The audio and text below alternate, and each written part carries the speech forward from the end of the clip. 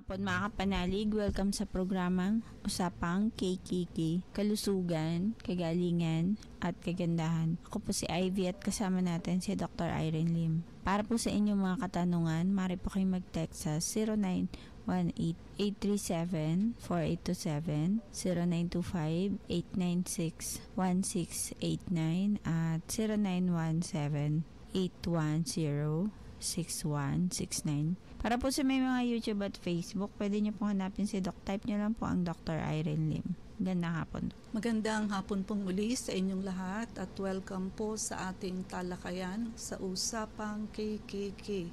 Ang inyo pong lingkod, si Dr. Irene Lim, ang magbibigay na naman po sa inyo ng panibagong kaalaman. And always remember that knowledge is power. Ligtas ang may kaalaman. And paki-like, share, and subscribe po. I-type nyo lamang ang Dr. Irene Lim both sa YouTube and sa Facebook.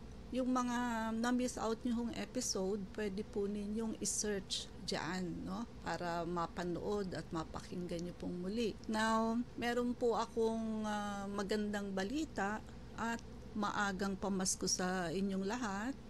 So, starting yesterday po, naka-free check-up po tayo. So, wala hong bayad ang konsulta para sa lahat. Bukod po doon, meron ho kayong free urine and blood sugar testing. Bukod pa ho sa blood pressure ninyo, yung oxygen saturation ninyo, and also yung heart rate ninyo. So, malalaman nyo hong lahat yan. So, wala na hong katwiran na hindi makapagpa-check up dahil walang budget. So, ito ho sinasabi natin, free na po ang konsulta para sa lahat. Gusto po natin salubungin ang 2024 ng lahat po tayo is in good health. Okay? Kaya ho namin ginawa po yung free check-up na yan.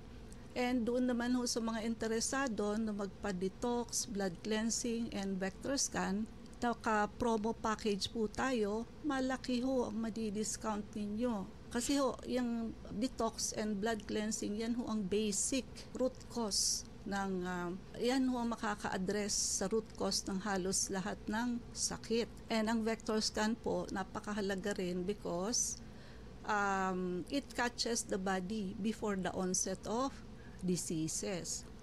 Yung mga may lahi ho ng cancer, kapag ho nakita natin yung tatlong root cause ng cancer, ibig sabihin ho candidate ang pasyente for cancer. So may time pa ho tayo para tanggalin yung tatlong root cause. Aside from that, yung may mga lahi ho ng hypertension, namatay sa stroke, family history, at yung may mga diabetes po, nauuna hong makadetect ang vector scan. Makikita nyo ho kung barado ang inyong mga ugat sa ulo, and ugat sa puso. So, maaagapan ho para ang pasyente ay hindi ma-stroke at hindi ho ma-heart attack. Marami hong pasyente na normal lang BP pero may bara. May bara sa puso at may bara sa ugat. Ito ho yung mga nababalitaan nyo na halimbawa si paring ganito, maingat sa katawan,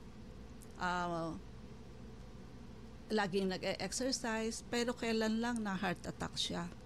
Yan, marami hong ganyan. Kaya hindi ho basihan ang normal BP. Marami hong heart attack and stroke na kontrolado ho ang BP because of lipoprotein A na hindi ho nakukuha sa diet kung hindi namamana ho sa genes. Kaya ho, importanteng malaman kung may bara o wala ang inyong circulation. Diabetes, kahit wala pa ho kayong diabetes, sasabihin na ho sa inyo ng vector scan ang diabetes. Ibig sabihin ho, papunta kayo sa diabetes. So, 6 months after or more, makikita nyo ho, papasok na sa diabetic level ang blood sugar ninyo.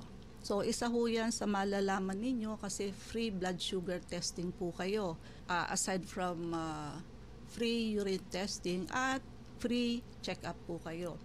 And may promo ho tayo sa detox plus blood cleansing with or without vector scan. So, pero ho ako, I encourage you na yung may vector scan ang i-promo ninyo kasi ho, napaka-importante niyan. And mas malaki rin ho ang madi-discount ninyo. And yung IV laser ho natin, halos naka 50% discount po yan. Isa ho yan sa ginagamit natin sa blood cleansing. Ang tricolor ho ang ating laser, one of the latest from Russia. So, red, blue, and green light. Yung red light ho for chi and circulation. Yung blue light is to kill bacteria and virus. And also for cyst, tumor, cancer. Yung green light is to boost immunity and oxygenation. So, napakarami hong benefit. So, yan ho ay IV laser pa lamang po. Ano pa ho yung iba nating ginagamit? May ultraviolet po tayo, ozone, high dose vitamin C. So kaya ho ang taong nagba-blood cleansing sa amin, talaga hong maganda ho ang pakiramdam kasi wash out ho lahat ng dumi sa katawan. And ito hong promo package, transferable po ito. So pwede nyo hong ipangregalo sa kamag-anak, magulang, relatives, no? Kaibigan. Pwede na rin ho kayong mag-prepaid right now kahit wala pa kayong time. Basta ho nakabayad na kayo kahit ho later nyo paggamitin. Wala hong problema. Para hindi na ho kayo masarhan ng promo. Hanggat may promo pa ho kami. Pag naisara ho, yung sa laser ho, until supply last. Pag naubos na ho yung needle namin, wala na hong promo. Kaya I encourage you na ngayon pa lamang ho, magpalista na ho kayo ng check-up and avail of the promo package. Daig ho ng maagap ang masipag, di ba? Ang atin pong tatalakayin sa hapong ito ay tungkol po sa osteoporosis. Pag sinabi ho nating osteoporosis, ito ho ay weakened bones, mahina na ho yung buto.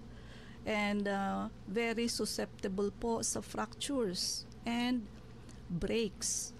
At usually ho, ang cause nito is pagka yung density and quality ng buto natin ay reduce. Kumbaga ho, yung buto natin, buhaghag na ho ang laman. Hindi na ho siya punong-puno. Kala mo lang sa labas buo pero hollow na po ang inside. Kaya very prone ho itong balian ang pasyente.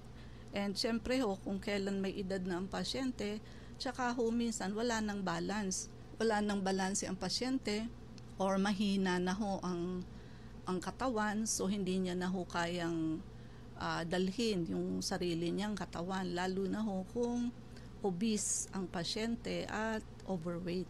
Doon ho laging natutumba, walang balanse, kung kailan naman ho osteoporotic na ang pasyente. So, kaya kailangan ho ay aalalayan ninyo ang paglakad ng mga osteoporotic na, no? May kukwento ko sa inyo, maikli lamang, no?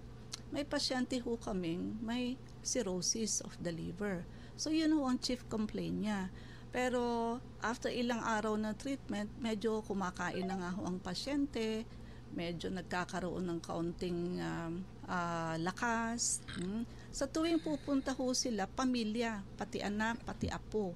Kaso ho, meron silang apong autistic na ang gulo-gulo po, no? Kailangan talagang hahabulin mo at yun na nga ho, no? Pwedeng makasira ng gamit at baka ho mawala. Ngayon, nung after ng treatment ho, si lolo kasi medyo ho naka-wheelchair kasi hirap na lumakad. So pagtatayo siya, kailangan alalayan. So papunta ho sila sa may elevator, bigla hong tumayo si lolo from the wheelchair and hindi ho naagapan agad na alalayan sa pagtayo. Ngayon, paano pong maaalalayan? Yung nanay, ang inaagapan ho, yung anak na autistic, natakbo ng takbo. So in short, anong nangyari? Di wala hong humawak kay lolo. Natumba ho si lolo. And yung pagkakatumba hong yun, nagka-brain hemorrhage. Malakas po no? Kasi yung nandoon sa loob ng clinic, narinig ho yung pagbagsak ni lolo no? So, nadala pa naman ho sa ospital, but 2 to 3 days lang po, wala na si lolo. Ayan. Yan ang sinasabi ko. Kaya, pagka ho yung mga mahina ng maglakad, wag nyo hong palalakarin mag-isa. Dagdag problema ho yan. Pag na-fracture yan, and mas worse sa fracture, yung ganung pangyayari. Yung putukan ng brain inside. Kasi ho, surgical emergency po yan, no? So, akala nyo kasi yung hirap lumakad, ganun-ganun lamang ho. Hindi po. Pwede yung ikamatay ng pasyente yan pagka nabagok ho ang ulo. Ang osteoporosis ho, is a silent disease. Kasi usually yan, nagpa-progress nang walang symptoms at all. Nalalaman lang na osteoporotic na ang pasyente kapag ho nagkaroon ng fracture. Minsan ho, ang unang punta ng pasyente sa ospital ay pagka ho nagka-fracture. Ibig sabihin, nagkapilay. And kadalasan hong area na nahihit is what? Yung hips, yung spine, yung wrist, no? Tsaka yung knees, yung tuhod. Kadalasan ho, may back pain, masakit ng likod, loss of height, kasi medyo nakukuba na, kyphosis, and stoop posture. Yung para hong nakayuko, papuntang harap ang bend ng tindig nila, no? So para hong yung may Parkinson's disease. And lahat po yun can be a sign of vertebral fracture. Kaya ho, kung halimbawa, dati, hindi naman gano'n ang posture ni lolo at ni lola. Ngayon ho, biglang nakastoop na ang posture. Sumasakit ang likod. Medyo lumiit siya. Kasi ho, na-bend yung spine. Magsuspecha ho kayo ng fracture. Kailangan ho dalhin nyo sa doktor. So, sino ho ang at risk for osteoporosis? Siyempre ho, yung may mga edad na. Aging. And yung may mga family history ho ng osteoporosis. Lahi-lahi din po kasi yan. Yung may mga hormonal changes. So, isa na ho ang ating women which is already menopause. So, mas common ho kasi sa kababaihan, lalo na ho pag menopause ng babae, siyempre ho yung estrogen bagsak na ho, kailangan ho ng more calcium ng babae because ayun nga ho, mas prone to osteoporosis dahil bumagsak na ho ang estrogen. Also, yung may sedentary lifestyle, yun ho bang wala na hong exercise, no? Mas nakaka-osteoporosis yun. Naninigarilyo, nakaka-osteoporosis din yun. Yung mga umiinom ho, excessive alcohol consumption, and certain medical condition tulad ng rheumatoid arthritis. Ayun ho, para ho ma-prevent yan, ang osteoporosis ho, kailangan ho ng lifestyle change, including kailangan hong kumain ng calcium-rich diet. Kaso ho, ang mahirap sa calcium, siyempre ho, ang unang gagawin ng pasyente is mag-grab ng supplement na may calcium. Ang problema ho natin dyan, very poor ho ang absorption ng calcium supplement. So, kailangan daw ho may vitamin D and magnesium. But even though may vitamin D and magnesium, minsan ho, hindi pa rin maganda ang absorption. What is the danger kung hindi ho ma-absorb ang calcium supplement na tinitake ng pasyente? So, bali ho, pwede hong maging kidney stone at pwede rin hong makadagdag sa atherosclerosis or bara sa ugat. Hindi ho biro yung harm na magagawa ng hindi na-absorb na calcium. Kidney stone, mahirap hong magka-kidney stone. Mahirap din hong madagdagan pa yung bara ninyo sa ugat. Karamihan ho, yung mga menopause women, nagsa-self-medicate po ng calcium supplement. And the recommended dosage is, yung talong-talong lang ba sa butika, 1,002 to 1,005 milligrams ang sasabihin ng tinatanong. So isipin nyo ho, ang 1,002 to 1,005 milligrams daily na iniinom ng pasyente kung hindi ho naman na-absorb at nagagamit ng ating katawan. So di ang dali hong maka-form ng kidney stones at madali hong magbara ang ugat. ng pasyente. To think the fact na menopause na nga ho, no? So mas prone na ho sa heart disease ang pasyente, nagdagdagan pa ho ang bara sa ugat dahilan sa poor calcium absorption.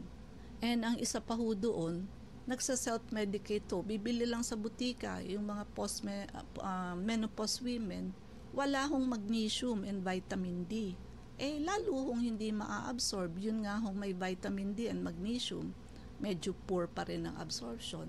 So ang tanong saan kami doktora kukuha ng calcium supplement? Okay, so kauhanin nyo ho yan sa whole food, sa totoong pagkain, wag ho sa supplement.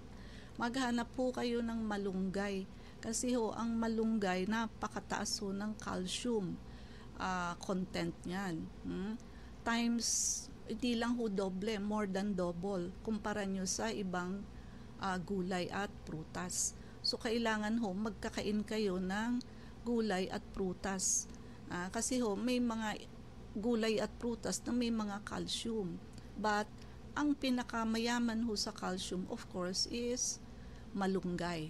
Ang mga seafoods po, ganun din po, yung mga shell, no? Kaya lang ho, hindi natin masyadong ina-advise kasi nga sea scavenger ho kasi yan. So yung mga dumi ho sa dagat, mga seafood so ang kumakain yan. And of course, vitamin D. Kuhanin nyo ho ang vitamin D sa sunlight. Okay. Hindi ho kailangang i-expose ninyo ang likod ninyo to get vitamin D. No. Kahit ho dulo lang ng daliri ninyo ang masinagan ng araw, pasok na ho yun inside the body. Alam nyo paano ko nalaman yan? May pasyente ho akong pagpataas ko ng damit sa likod for auscultation, ang itim-itim ho ng likod. Sabi ko, bakit ang itim ng likod mo? Kasi doktora, tuwing umaga, ine-expose ko yan sa sunlight para ho makakuha ng vitamin D. Which is, natawa tuloy ako, which is wrong. Kahit ho sa kamay nyo lang o sa braso nyo lang, hindi kayo talagang lumabas, inilabas nyo lang sa bintana, absorb na po ng katawan nyo yun. Masesense na ho ng body yun. So, hindi ho kailangan i-expose yung buong katawan at buong likod sa sunlight. Meron din hong mga treatment nakakakos ho ng osteoporosis. Tulad ho ng corticosteroids. May mga pasyente hong hindi maiwasan kung hindi gamitan ng steroids tulad ho ng may mga hika, yung may mga rheumatoid arthritis na kumbaga wala ho silang choice. So, isa ho sa side effect ng steroid is what? Ayun ho, osteoporosis. Ito pa ho, yung mga mahilig hong kumain ng may caffeine, tulad ho ng coffee, cola drinks. So, ano ho ang connection yan? Pag kumakain or umiinom ho kayo ng something with caffeine, what will happen? Sasama ho sa urine ninyo or sa ihi ninyo ang calcium ninyo. So, lalo na ho ang soft drinks, may kasama pa hong phosphorus. So, talaga hong hahatakin niya yung calcium from the bones. Pagkatapos ho, masasama pa ho sa ihi yung calcium na galing sa buto. Di lalo hong mababawasan yung calcium inside the body at lalo hong lalala yung osteoporosis ng pasyente. And ang komplikasyon nga ho ng osteoporosis is what? Siyempre ho, fracture, yung mapilayan, ma-dislocate yung hips, yung tuhod, no? Yung wrist, and it can lead to pain, excessive pain, and it can lead to what? Disability. Siyempre ho, lalo na kung tuhod, di na ho yan makakalakad.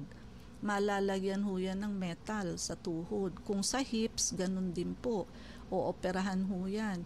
And yung sa hip replacement ho, hindi ho basta-basta. Minsan ho, mali yung pagkakagawa. In pain ng pasyente, uulitin na naman. No? So, may pasyente ho kaming ganun. Nagpa-hip replacement dito. Malaking ospital naman at mamahalin. Pero ho, hindi okay yung pagkakagawa. Inulit ho sa States. Ayun. Yung gawa sa US, ayun. Doon siya na-satisfy. And kaya hindi ho lahat na pag may pambayad ho kayo, okay. Hindi ho. Pagka nasira na ho ang isang part, mahirap na hong ibalik sa normal. tsaka yung loss of independence, especially in older patient. Ayun nga ho, pagka ho kayo'y na-fracture, kay anong part ho yan, hindi na ho kayo makakilos ng sarili ninyo. Nagiging nagiging alagain kayo.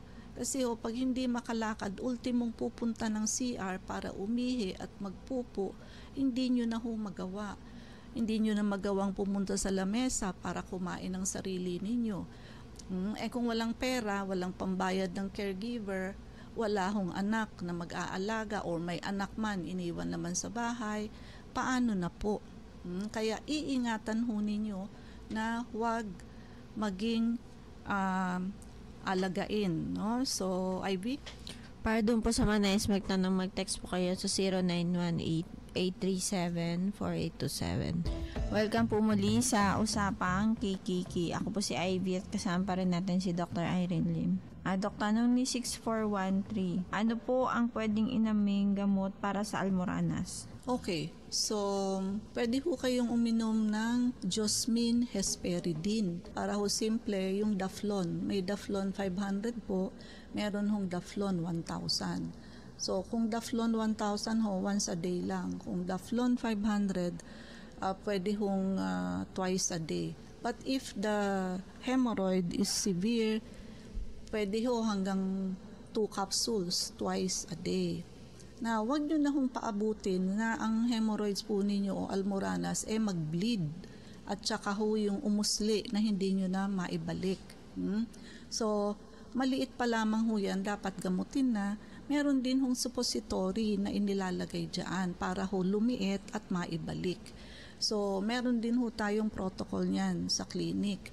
And meron ho tayong natural na suppository para sa almoranas, no? May protocol ho tayo. And also, bawal ho magbuhat, bawal mag-strain, mag-ire ng malakas, and spicy foods. So, yun ho ang mga iiwasan kapag ho may almoranas na. Ang kababaihan ho, madalas nagkaka-almoranas dahilan ho sa normal delivery, yung pag-ire po. No? Siyempre ho, manganganak So, doon ho minsan nai-strain yung kanilang almoranas. So, walang tayong oras. Mangyari po lamang na kayo magpalista kung kayo ay magpapacheck up. So, Unit 1101, Clinica Medica 101, Centuria Medical Makati, Salamanca Street, corner Kalayaan Avenue, Makati City. So, ang landmark ho natin is along Makati Avenue, yung corner General Luna Street. Everyday ho bukas ang clinic, pati na rin ho Saturday and Sunday, and even holidays. So, kailangan lamang ho magpalista kayo ahead. Ay, ang mga numero. Pwede po kayong tumawag sa 546-9412, 0922-875-2899. Pwede rin po kayong mag-text sa 0925-896-1689 at 0917-810-6169. Prevention is better than cure and health is the best investment. Regaluhan niyo po ang inyong sarili ng pagpapacheck up at sabayan nyo na ho ng pagpapa-vector scan, detoxification and blood cleansing program kasi yan hong dalawang procedure na yan ang mag-a-address sa root cause ng halos lahat ng sakit. At wala na hong katwiran na hindi ho makapagpa-check up para ayusin ang inyong mga sarili dahilan sa yung maaga ho naming pamasko sa inyo. Free check-up po tayo simula kahapon. No? So, libre ho ang konsulta. Walang bayad. Kailangan lamang ho magpalista kayo ahead. At yung mga gusto hong mag-detox and blood cleansing and vector scan, may promo pa ho tayo dito. So, wala na ho talaga kayong katwiran na hindi makapagpagamot. No? So, may promo package ho na detox, blood cleansing. Meron hong may kasamang vector scan, merong wala. So, malaki ho ang madi-discount ninyo. Plus, yung atin hong IV laser, naka-promo din ho. Halos 50%. So, kaya lang ho ito while supply lasts. So, pagka wala na kaming needle, tapos na ho ang promo. Pwede nyo ho itong i-prepaid, bayaran na ngayon na para hindi ho kayo masarahan ng ating promo package, transferable po ito. Ibig sabihin, pwede nyo hong pangregalo sa anak, magulang, relatives, kaibigan, no? So, grab the opportunity hanggang naka-promo kami and free check-up para sa lahat. Paki-like, share, and subscribe na rin po.